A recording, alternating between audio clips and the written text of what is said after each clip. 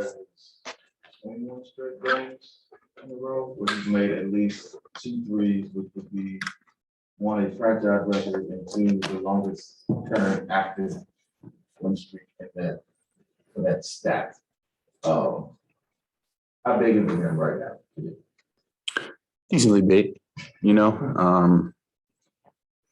took a little bit of work, early in the season. I was having ones that felt good that were rattling around. So like I told you back then, you said, what's going on? What's going on? I said, well, sometimes they rattle in and jump out. Sometimes they fall. And even during this stretch, sometimes they'll rattle in or tip off the front. That's why on that last one, you saw me jump after I shot it. I was like, don't hit the front rim. Legs a little heavy at the end of the game. Don't hit the front rim. So I'm trying to jump with the ball. But, I'm getting good looks too.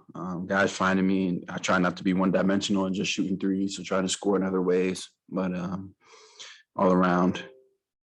Coach also said after Tuesday game, which I meant to bring it up then, that he wants you to shoot every chance you get. As a player, that's got to be like music to your ears, right? Yeah, for sure. Yeah, because I've had coaches before that maybe weren't as fond of it, and then I've had coaches that were. So trust me, it's much better to have the latter. Why is Chris Paul, you think, so good in the final 6 minutes, just closing games? He watches basketball, a lot of basketball, and he's played in a lot of games, so he just knows what teams want to do. You can pick them apart. He understands clock management. And a lot of teams,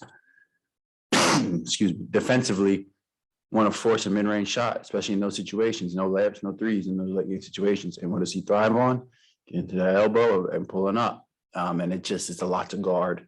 And when he really locks in at the end of games and gets to controlling it, he knows what kind of defense the other team runs.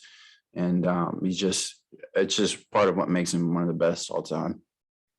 And I asked Chris this question about how this team has gone through some things this season, and the first team to get to 30 wins. And just I want to ask you just how proud you are of this team, and obviously you during this stretch you came in to play as a four and just playing really good basketball. Yeah, it's a lot of fun.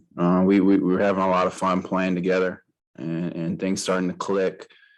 At times, every team's experiencing this year is that there's just, a lot going on. There's a lot going on, but next is to be the first team to 40, and we got a group of guys that competes every night. That likes playing together.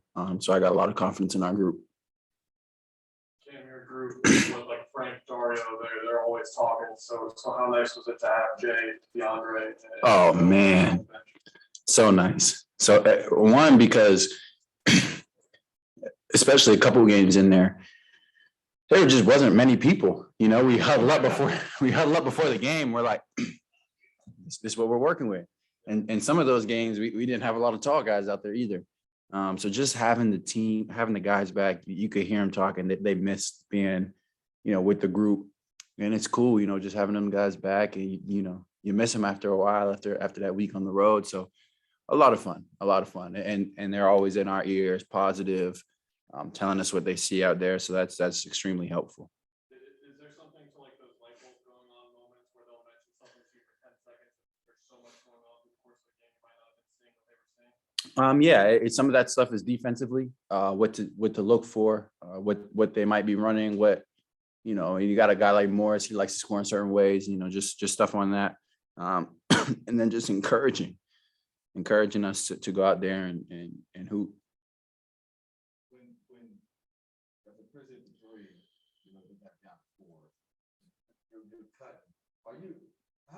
How did the hands have to be when playing with Chris? Those are some easy ones right there. You kind of just dropped it right there, but you have to have a good awareness. And in that situation, the guy that was guarding me had an extended period of time with his head turned. Anytime a guy got extended period of time with his head turned, is a cutting lane available. And he saw it early. He saw it.